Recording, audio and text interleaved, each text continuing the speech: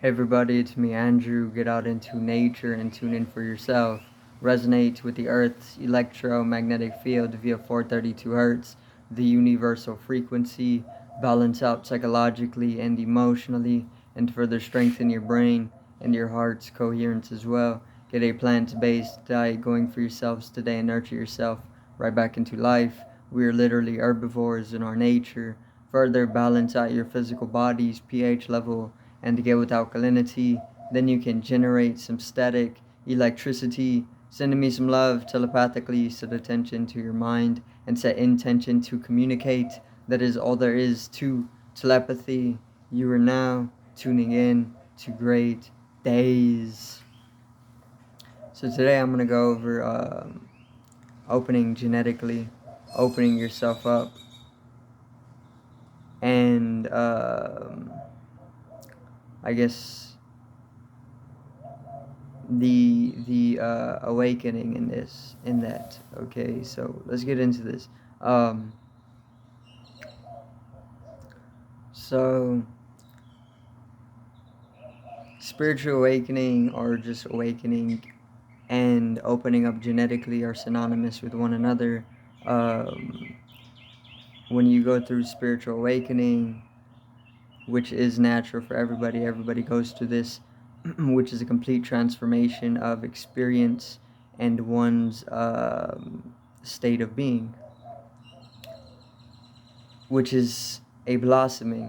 Okay, by this I mean that everything has its rhythms in life. If you go and observe anything out in the natural world, it has certain rhythms to its process of growth.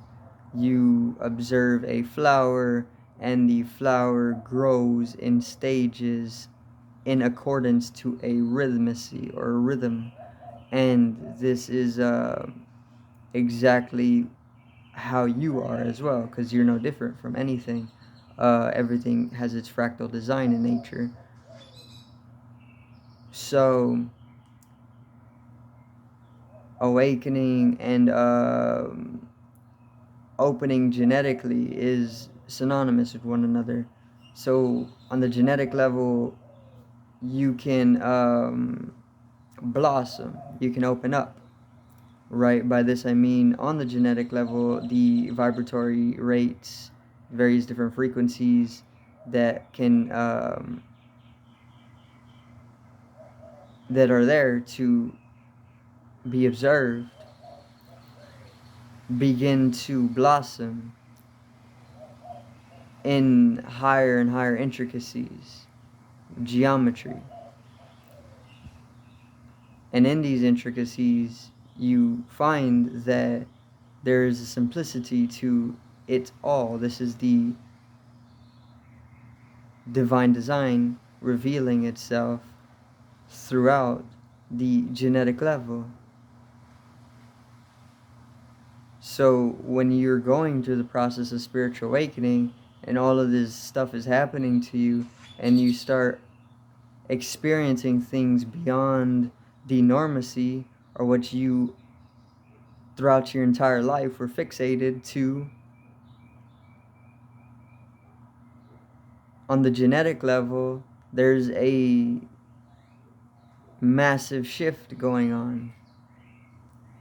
There's a lot of systems that are pretty much tangling up your DNA.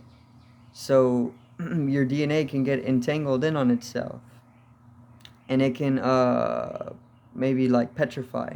You know, if you ever seen petrified wood, it's where the wood has crystallized itself in a certain way, and it becomes extremely hard. It's no longer a soft wood, but it's become more crystal-like or mineral-like. So the DNA can go through the exact same process because everything has its fractal connection, um, which is mathematics, interconnects everything. So the DNA can actually coil in on itself like the kundalini. The kundalini is coiled at the base of the spine, but it can be blossomed. It can spiral up in a double helice fashion up the spinal cord to the higher chakras, and it can light up your perception to have a completely transformative experience beyond the physical and the mental. Everything that you had experienced up until that point of kundalini awakening in your life has completely been eradicated. It's been changed by one experience. And this happens spontaneously. It doesn't, it's like a flower blossoming. You can observe it and you can maybe go through the processes, but if you know nothing of it, and you are somebody who is having the kundalini awakening for the first time, which is pretty much everybody, right? Unless you remember that you've already had it in previous lives, and you know about it intuitively, and can guide people in that way. But if you haven't and you know nothing about it, it's going to be a spontaneous awakening. Everything changes. You die because you don't exist in the physical anymore. The physical goes on doing what it does, but everything changes completely. You know when you have the kundalini awakening, because everything changes. So your entire experience changes, your perception changes of everything. So the coiled kundalini, which is found in most people, is found in all people, is corresponding to coiled up DNA, right? The coiled kundalini can also solidify itself in a certain way, which I don't have the words to describe, but it can crystallize itself in a certain way in its coiled state at the lower chakras, and usually in that state of its petrification or its coilment, it is being used for procreation, sexual reproduction, and that's it. Nothing else. But I mean, it can be used for more things, but its main function in its coiled state at the lower chakras is being used for procreation, because the kundalini energy is powerful enough to create another being, another person. And then when it's in this state, a lot of the DNA is also reflecting a coiled state.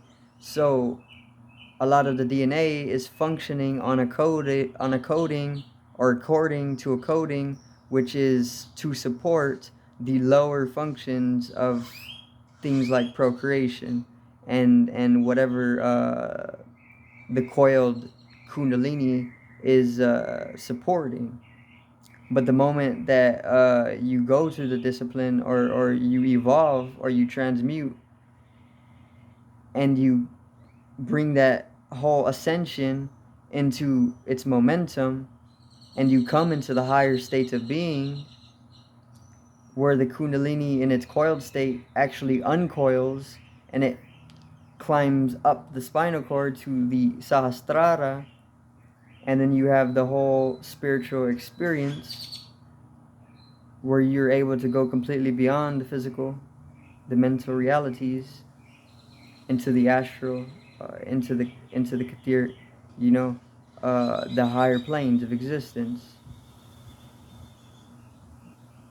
Then, in that reflection, when that happens, when it uncoils itself, the DNA that is coiled on the genetic level also begins to blossom in the same fashion as the kundalini energy is unwinding itself in the double helice fashion.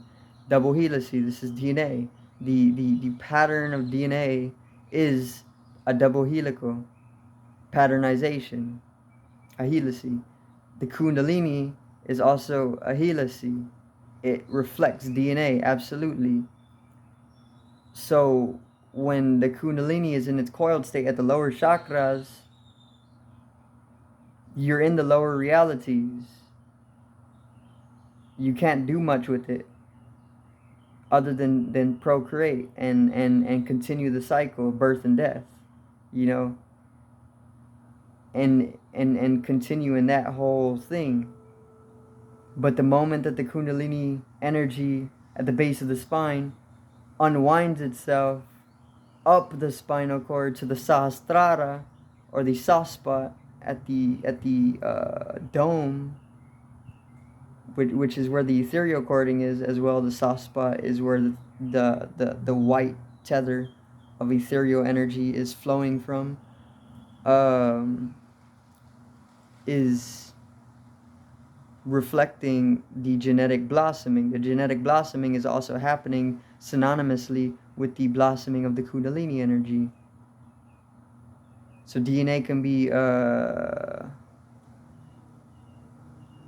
coiled, and in its coil it can petrify, or it can crystallize in a certain way, solidifies itself, and it can stay stuck like that. I'm pretty sure there's cases where people, they can't unwind their kundalini energy because it's petrified and it's coiled at the base of the spine, and it remains unactivated. So they continue in the whole life cycle of birth and death. They never experience anything beyond that. And life, they never have the ascension, which some may or may not say that if that's the case, life is a waste. It's up to you as an individual. I mean, until you do have an ascension and there is no individual, then everybody agrees that the ascension is the point, because it's death. You die before you actually die, so then death remains an illusion and it never happens. So the DNA, it's coiled if your kundalini is also coiled in its coiled state. The moment that you begin the process of raising the kundalini all the way to the crown chakra, the soft spot, the sahasrara, thousand petal lotus, the DNA follows. Everything follows. Everything, all aspects of your being are reflected by that unfolding of the coiled kundalini at the base of the spine, up the spinal cord to the top of the head. And if it does reach the top of the head, then everything changes. And that's what everybody needs, because that's where the bliss is. That's where enlightenment is, or that's what enlightenment is when this process begins to happen. Liberation. You can get it in various different intensities as well. You can keep it going for days at a time, but once it happens, everything is permanently changed in a good way, in the most good way. So then the DNA uncoils. And when the DNA uncoils, this allows everything to change, because the DNA is what is deciding expression and our form, these various different things, and even more, right? So if the DNA is in a coiled state and it starts to blossom helically, and it then begins to resonate in a certain way, everything changes. This is why you have the profound experience that is beyond the petrification, which is the earth, which is the body, into higher realms of being. This is all that you need to do for yourself in your life. Otherwise, life may have been a waste. But it's up to the individual to decide that. Even so, you have multiple lifetimes just to experience that. But that's what all sages are going to talk to you about, right? Every mystic is going to tell you about this experience, right? Because it's death. It's all that you need. It's the only experience that you need to have.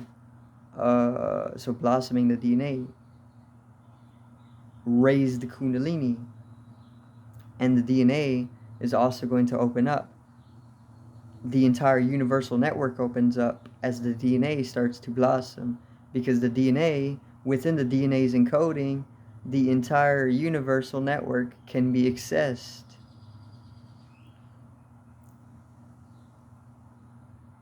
There's like 90% or 99% junk DNA, right? Within this junk DNA, they don't ever really talk about it. They just throw it away and call it junk. But within that coding, the entire universe can be accessed.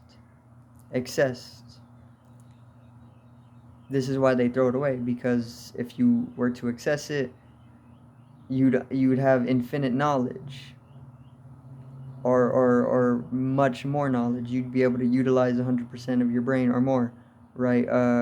So this is why they put off 99% of DNA or a little bit more or less and just call it junk, because within that coding, you can obviously derive various different energetical intelligences and utilize them, which could pose a threat to any type of domination coming from ego, right? But this happens inevitably because all we can do is ascend, right? So the kundalini energy blossoms up the spinal cord from the lower chakras to the higher, and the DNA follows. It's reflected, it's coiled, petrified, crystallized, and it blossoms into a double helical structure, which is its healthier state, I would say, because it's more resonant with things, and there's even a cymatic to it, right? So if you begin to understand the cymatics of it, you can understand the archetypal languages of genetics, and getting into how the resonation kind of corresponds with the cymatical fruitions of the genetics and whatnot, right? And with this type of languaging, you can find yourself in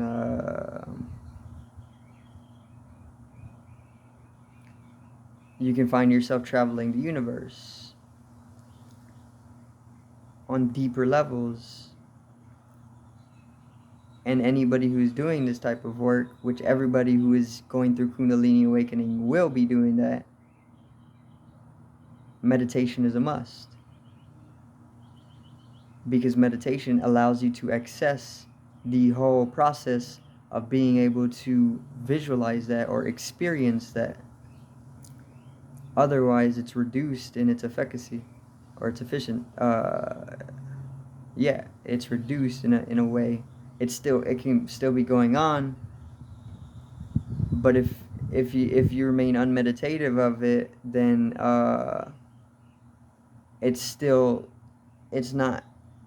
you're not gaining connection to it. Kind of like switching the channel on a TV or adjusting an antenna.